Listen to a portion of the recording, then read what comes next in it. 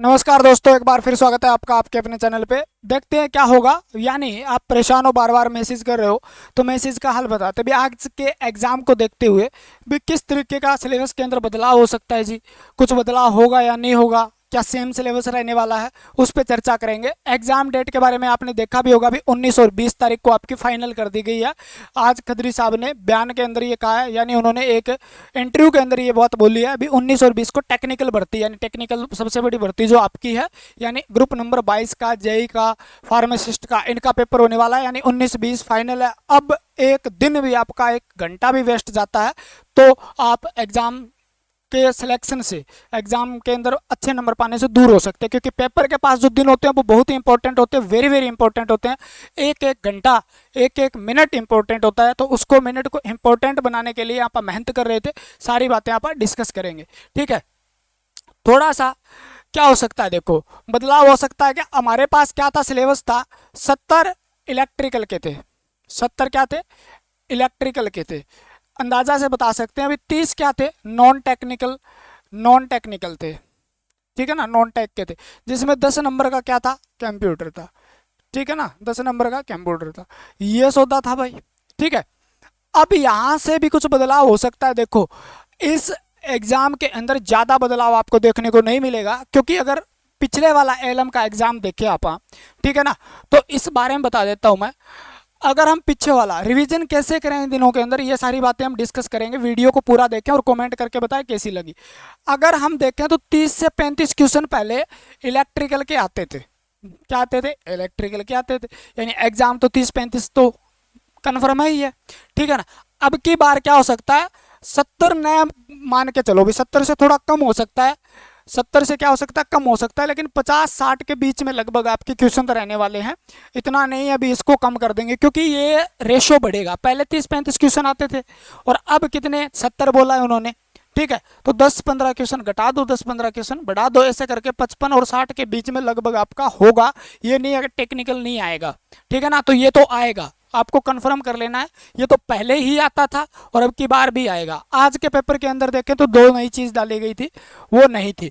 जैसे आपका हरियाणा इकोनॉमिक्स था, थोड़ा इकोनॉमिक्स के बारे में, हरियाणा के बारे में कुछ डिटेल से बातें थी, और डिजास्टर मैनेजमेंट था। तो वहाँ पर ज़्यादातर इनका कोई हिस्सा नहीं रहा पेपर के अंदर।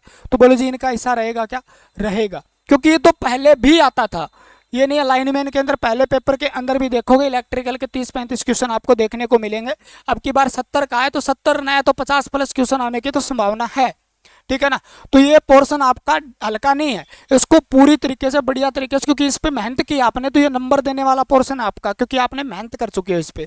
बाकी 30 नंबर का जो 10 नंबर का कंप्यूटर है, ठीक है, इसको भी आपने पढ़ा है, तो रिविजन मारे इसका बहुत बढ़िया, ठीक है। अलग से क्या पढ़ें, 50 नंबर और 60 नंबर के बीच में कहता हूँ लगभग क्वेश्चन आने की संभावना। थोड़ी ज़्यादा सिलेबस के अंदर चेंज नहीं होगा। अगर सिलेबस के अकॉर्डिंग दे दे फिर तो 70 का है, सिलेबस के अकॉर्डिंग ना भी दे तो ये 50-60 क्वेश्चन आराम से आपके आएंगे। तो सिलेबस आपकी मेरिट ही निर्धारित करने वाला पोर्शन है ये इलेक्ट्रिकल, हल्के में ना ले बिल्कुल भी। थोड़ा सा ये पोर्शन आपका बढ़ सकता है, यानी 30-40 नंबर वाला, 30 वाला क्या हो सकता है, 40 नंबर से ज़्यादा हो सकता है, ये पोर्शन बढ़ सकता है। इसके अंदर इंपॉर्टेंट आपका क्या है, मैथ इंपॉर्टेंट है आपका, ठीक है ना। रीजनिंग आपकी थोड़ी इंपॉर्टेंट है, क्योंकि ये ज़्यादा बढ़ सकती है, ठीक है, बढ़ने वाली। बाकी जीके जो है, ठीक है ना, इंडिया जीके बहुत बड़ा सागर, आप मेरे पहले भी कह चुका हूँ मैं, तो भी वो भी पढ़ते रहें, साथ साथ में रिवीजन करते रहे।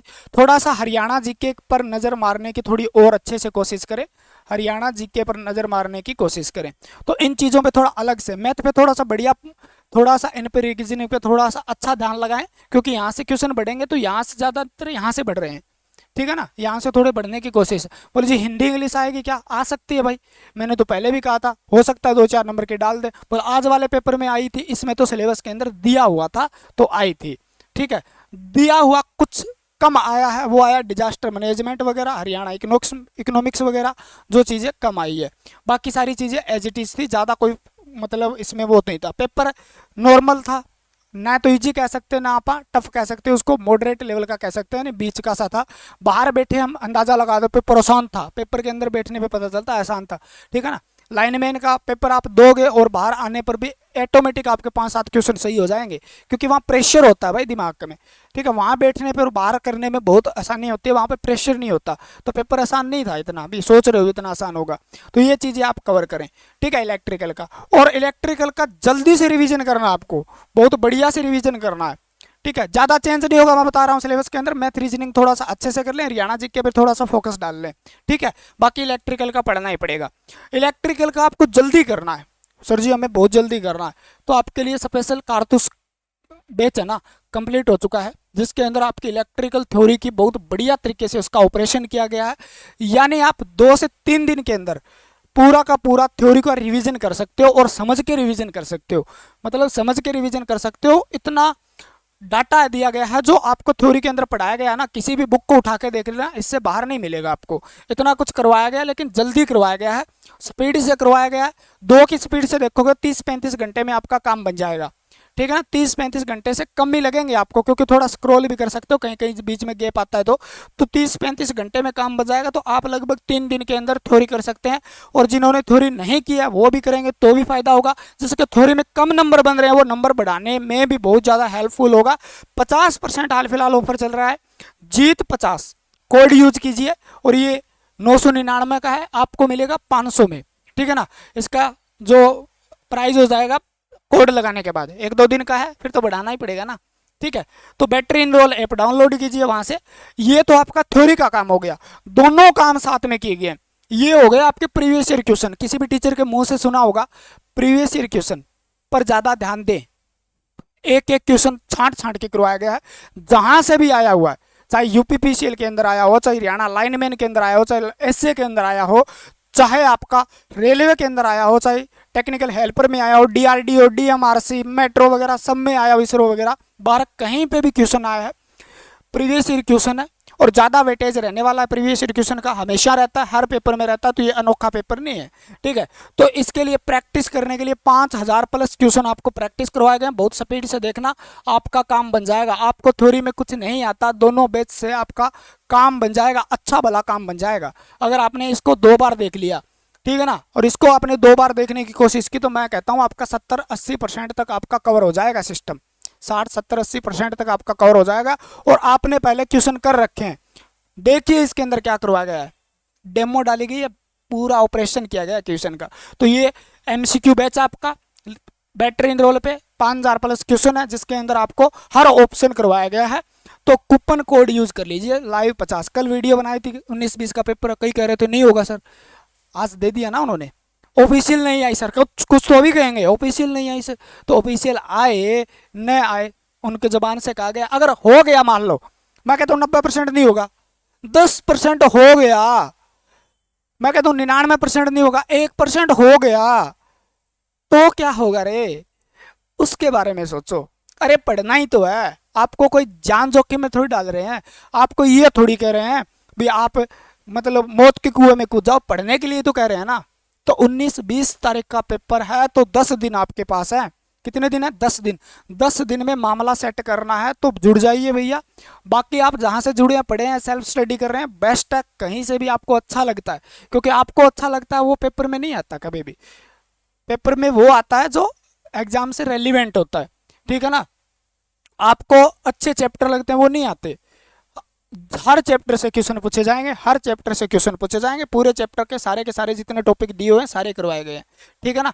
तो सारे के सारे बोलो जी नया क्या पढ़ें भाई। 10 दिन, अगर 19 तारीख को पेपर है तो इलेक्ट्रिकल में जितना आपने पढ़ रखा है, ठीक है ना, यहाँ पे जितना पढ़ा रखा है आपको बहुत है, नया पढ़ने की जरूरत है नहीं।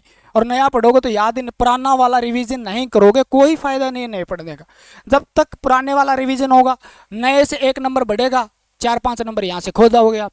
यानी रिवीजन नहीं करोगे तो उसका कोई फायदा नहीं होगा। जो आपने पहले पढ़ा हुआ है क्वेश्चन गलत हो जाएंगे, तो पहले रिवीजन पर ध्यान दें। अगर रिवीजन के बाद आपके पास टाइम बच जाता है तो उसके बाद आप ध्यान दें नया पढ़ने के चक्कर में, ठीक है। ये चीज़ें आपकी जो हरियाणा जीके वगैरह है, ठीक है ना, हरियाणा जीके वगैरह ये पढ़ी हुई है, इनको रिवाइज ही करना है, क्योंकि पहले पेपर दिया था पढ़ के गए थे, इनको रिवीजन ही करना है। इंडिया जीके आपकी पढ़ी हुई है, रिवीजन ही करना है, नई चीज़ें तो नहीं पढ़नी ना। जो किया हुआ उतना पढ़ लो बहुत है, ठीक है। हरियाणा जीके जितनी आपकी पढ़ी हुई उतना पढ़ लो बहुत है, ठीक है। 10 दिन इतने में मैथ रीजनिंग है जो आपका किया हुआ है उसको तो ध्यान से दोबारा रिवीजन कर लो उसका, ठीक है ना, क्वेश्चन निकाल निकाल के देख लो, बहुत हो जाएगा।